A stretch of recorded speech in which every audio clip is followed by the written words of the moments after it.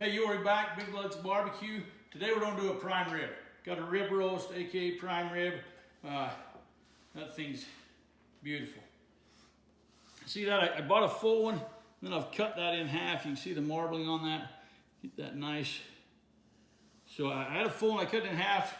Did some pineapple the other day, some pineapple fajitas. We're gonna do a French dip, some Philly cheesesteak. So anyway, we've got about a 10-pound roast left.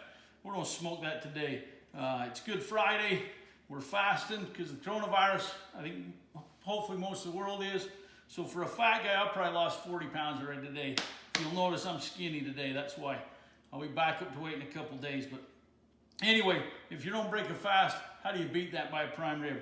I'm not going to trim a lot. I'm just going to take a little bit off there, and then we're going to put a little salt, pepper, and garlic, just a little. To get it started, we're gonna build some layers on this. Like I said, I'm just gonna trim that a little bit. It's pretty trim, but I just wanna make sure we got meat exposed to where we're ready to go. So we're gonna trim this and then we'll salt it up. All right, we got that trimmed up just a touch. Still got good fat on there. I'm gonna touch just a little bit of olive oil on there. That'll help our rub stick. This prime rib is so good, we don't wanna mess with it too much. I'm just gonna put some salt, pepper, and garlic on there. I'm gonna hit that pretty good. It's a lot of meat. You can put a lot of seasoning on there. We're going to build some layers right here. We're going to show you. So I'm going to do that on each side.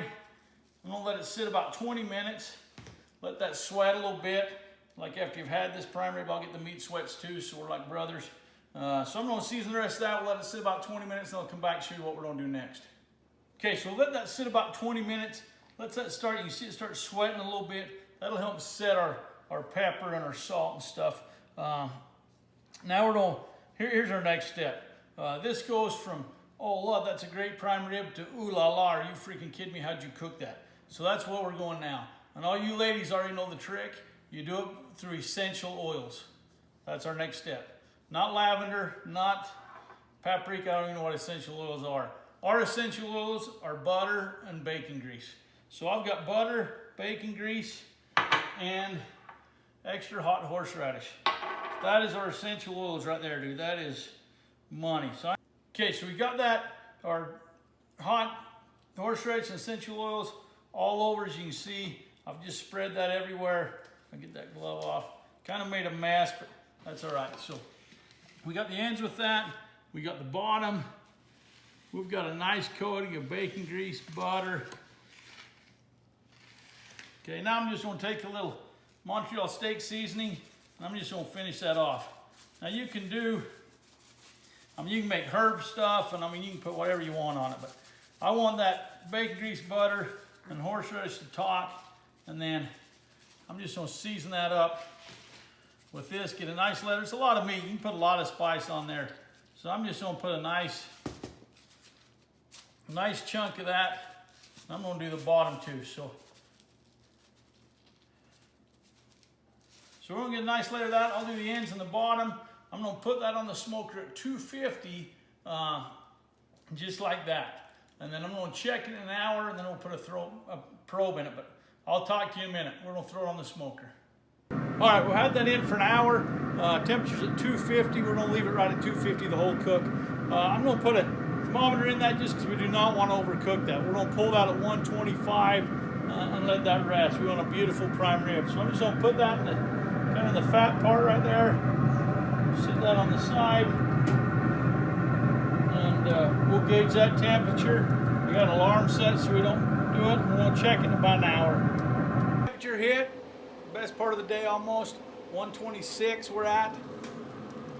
We're gonna pull that puppy off, and I'm gonna put it in a tray and go let it rest for a little bit, if I don't burn myself. Best part about cooking, you burn your fingertips off years ago, so it's all right. Okay, so it's great. It looks good, turned out nice.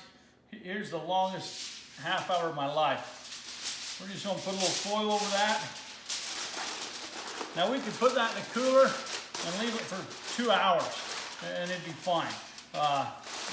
Put that in the cooler, I'd wait at least an hour, but you can go an hour or two. Because we've been fasting and I'm gonna die soon, I'm gonna tentatively leave like that for a half hour, That's gonna even out just right. We're gonna slice it and eat it. All right, happy days, dude. It is done. It's been sitting about 40 minutes or so. We're gonna pop that off. Now you can throw your grill up to 500 or broil it and kind of crisp that top. But today, I'm just gonna eat it. Get a little residue on there.